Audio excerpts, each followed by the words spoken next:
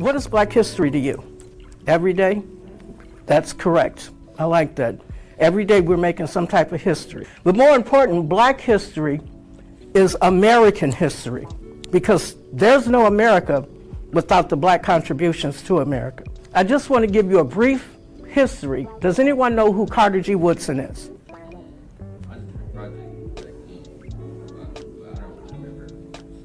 Okay, well, this young man was born in 1875, and in 1875 he was the son of two former slaves. He went on to go to school, and one thing that he learned was that in his history lessons there was no history about African Americans, or back then they were called Negroes, in any of the history books. And he thought it was important that our history be one recorded and to be shared amongst other people. So this started by one individual who started Black History Month. And this is just more information about him, you know, and the organization and whatnot. So in February of 1926, Dr. Woodson, he initiated what was called the first Negro History Week. And he said, we're just gonna take a week where we talk about our accomplishments, things we've done, and where we want to see ourselves in the future. In the 1970s, Negro History Week was changed to Black History Week. So it was still a 1 week long, but you see the name changed. We went from Negro to Black. In between Negro and Black, we were Afro-Americans. Afro is a style, but we never had an Afro-American week. So then in 1976, it was expanded to Black History Month. President Gerald Ford, has anyone heard of Gerald Ford? President Ford? He was from the great state of Michigan, graduate of University of Michigan, played football for University of Michigan, but he declared February as Black History Month. And he sent out a message urging all Americans to recognize the important contributions made to our nation's life and culture by Black citizens. So you have a white president telling all Americans that we need to recognize the contributions that Blacks have made to society. So why is it important? You all know about these African American people. Raise your hand if you heard of Martin Luther King, because they put them in the books. Rosa Parks, Muhammad Ali. Okay, these are people that we hear about because that's what they wanted us to hear about. But there are a lot of other notable figures. Who knows about Shirley Chisholm? First African American woman in Congress, first African American period to seek the Democratic Party nomination for president. So it wasn't Obama and it wasn't Kamala Harris, but it was Shirley Chisholm. Who's heard of Mae Jemison? So Mae Jemison is the first African American woman to go into space with NASA, and she's also an AKA, my sword. Who's heard of Thurgood Marshall? So Thurgood Marshall became the first African American on the United States Supreme Court. And what year was that, 1967? Yes. He was a very strong advocate for civil rights. You know, there was who knows about Brown versus Board of Education and separate but equal? So he fought against that doctrine and won. Henrietta Lacks. How many of you knew about Henrietta Lacks? Wonderful. This is a woman in 1951, went to a hospital because she was having problems. They took this woman's cells in 1951, and to this day, they are still using them in the treatment against viruses and against cancer. Her cells from 1951 were used to help come up with the vaccine for COVID-19, which was hit, a couple of years ago. So our history, where it might have been in 1951, still continues on today. Garrett Morgan. Now I know you guys should have heard of Garrett Morgan. How many of you guys drive to school? So every time you come up to a traffic light, you can thank a black man, Garrett Morgan. Alexa Irene Kennedy. So Dr. Kennedy is a local historian. She's a local person who has made an impact on our African American history, and she still lives today in the Metro Detroit area. And last one, who has Dr. Ben Carson? How many of you have heard of Dr. Ben Carson? I like your knowledge of Black history. That's good. So what we just went through was we looked at some of the individuals that they normally talk about, and then we shared some of the ones that aren't normally talked about.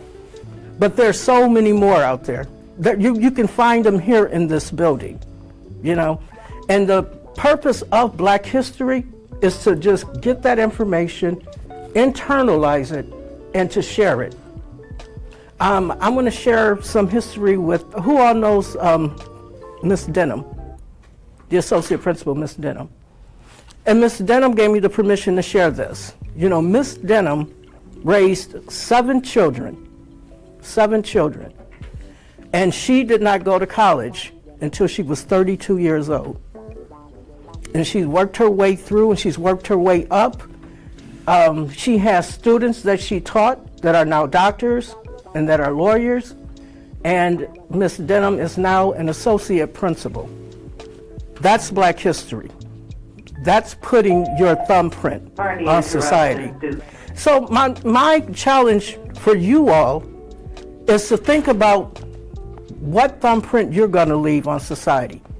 What are you going to do that's going to impact our history? Like I said, Black history is American history. I want to share some of mine with you. Well, this is some of the movies. And then I think, Mr. Kostov, are you going to share this with them so that they'll have this information? Because a lot of your Black history information you can get in movies, Hidden Figures. They viewed Freedom Riders before Christmas. Okay, you've heard of Hidden Figures, right? What about Red Tails, the story of the Tuskegee Airmen? The new movie that's out now on Netflix, The 6888. Who's seen that? Black history. See it. I want you guys to put down your cell phones, get off of social media, and watch some of these movies, okay? In the month of February. I'm not just talking to you all. Rustin. Rustin is another good one. Till. You guys know about Emmett Till? Okay, so Till gives you that look of the discrimination and the hate in the Deep South, you know, during that time. Alvin Ailey, the dancer, if those of you that are into the arts, that's a good movie for you. The Immortal Life of Henrietta Lacks. Remember we just talked about Henrietta Lacks and her cells? That's a movie you can watch. Harriet, I don't know if you guys have liked that. I saw that already. John Lewis. You guys know John Lewis and His Good Trouble? These are movies. Dreamland. Have any of you ever heard of Black Wall Street? So I want you guys to Google Black Wall Street. These are things that you can look up on your own. But Black Wall Street was in Tulsa, Oklahoma, where it was blocks and blocks and blocks of only African American businesses that was very successful. And because of hatred and racism, Black Wall Street was burned to the ground. And the people never recouped. If Marshall is about Thurgood Marshall, Race, the Jesse Owens story, have anyone seen that yet? That's a good movie. And the Freedom Riders. You said you guys watched that? Okay, so those are just some good movies to watch. So my question to all of you is, what's your story and what do you think your contribution is going to be to society? What is your story? You're 11th graders, most of you? It's that time to start thinking about it. Think about how would you like to see yourself in the next 10 years and your contributions. So this is my story. This is what I say is my thumbprint. I have a father from Louisiana who had an 8th grade education. My mother was a stay-at-home mom. I'm a first-generation college graduate that had to drop out of college because I got pregnant. But then I went back to college with my children. I was homeless, and then I got it together. I became the first African American news director for a WQHH radio station in Lansing, Michigan. I was the first female communications director for the Michigan Democratic Party, and I was the first female to run as the community development director with the Michigan Primary Care Association. And I say this because all of these have significance in my life because I made an impact in someone else's life.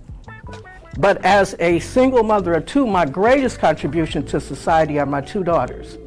Although I was a single mother, I have one daughter that works in Kuwait with the Department of Defense that is protecting us right now as we're standing here or sitting here. And I have another daughter that's a doctor in Houston, and she's saving lives every single day. So what's your contribution to society? Your contribution may be what I consider my contribution, but you have to think about how you're going to contribute to our history. One day somebody might be reading about you. I think there's somebody in this room that one day we'll be reading about.